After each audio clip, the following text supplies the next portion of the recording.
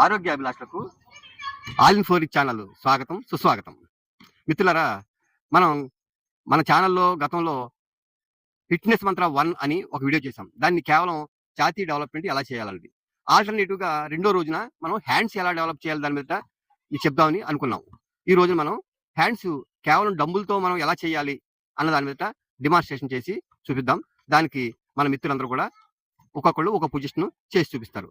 ఒక్కొక్క పొజిషన్లో మనం చేసినప్పుడు దాన్ని ఫస్ట్ టైము ఎన్ని చేసామో అది కౌంట్ చేసుకుని మరలా రెండోసారి మూడోసారి కూడా చేయవలసి ఉంటుంది.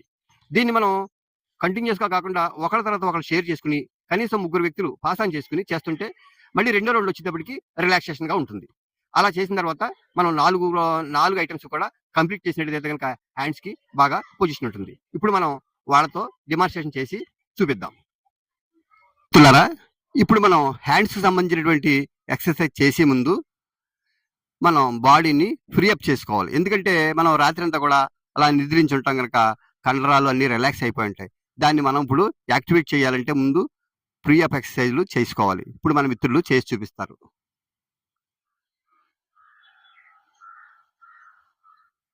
ఇలా చేయటం వల్ల మనం ఆల్ ఆఫ్ ఏ సడన్ చేసినప్పుడు ఎటువంటి బెణుకులు కానీ ఏమీ లేకుండా మనం చక్కగా మనం ఎక్సర్సైజ్ చేసుకోవడానికి అనువుగా ఉంటుంది.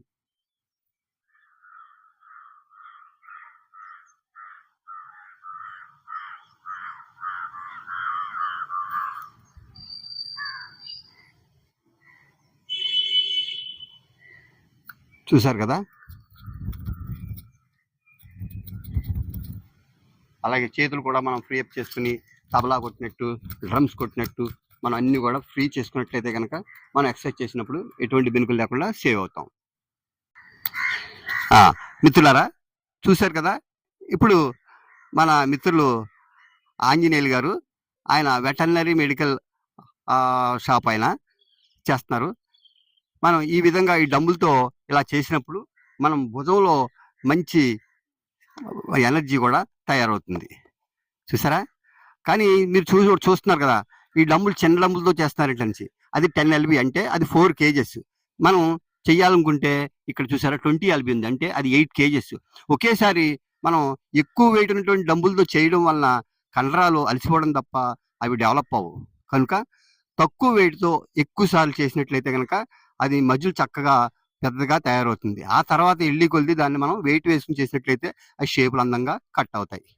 ఇదే విధంగా 3 చేస్తారు. అలా 3 రౌండ్లు చేసిన తర్వాత ఈ ఐటమ్ అవుతుంది. నెక్స్ట్ రౌండ్ మిత్రులారా, ఇప్పుడు మనం రెండో రౌండ్ చేస్తున్నాం. రెండో ఒక ఐటమ్ అనమాట.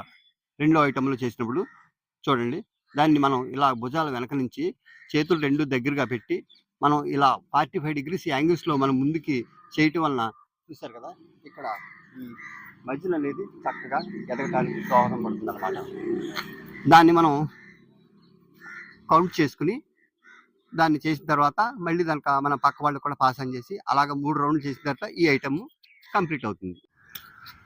మిత్రులారా, ఇప్పుడు మనం 3వ ఐటమ్ చేయబోతున్నాం. దీనికి మనకి హ్యాండ్స్లో బైసప్ బాల్ చక్కగా అందంగా తయారవడానికి చేయాలి. అది చేసే ముందు మనం ఒక చేయిని వెనక్కి సపోర్ట్గా పెట్టుకుని మనం ఇప్పుడు ఆ రకంగా మనం డంబుల్తో అలా చేయటం వలన వేగంగా ఎత్తినప్పుడు వేగంగా ఎత్తి మనం దింపినప్పుడు నెమ్మదిగా దింపుతూ ఉంటే కనుక మనకి ఈ భుజం దగ్గర చక్కగా ఈ బాల్ అనేది అందంగా మనకి ఫార్మేషన్ అవుతూ ఉంటుంది. చూసారు కదా, ఈ బాల్ అనేది అందంగా ఏర్పడుతూ ఉంటుంది. అంచేతన మనం దీన్ని కూడా కౌంట్ చేసుకుని ముందు ఒక చేతికి చేసుకున్న తర్వాత మళ్ళీ దాన్ని రెండో చేతికి మార్చుకుని కుడి చేతిని వెనక లాక్ చేసుకుని మనం దాన్ని చక్కగా చెయ్యాలి.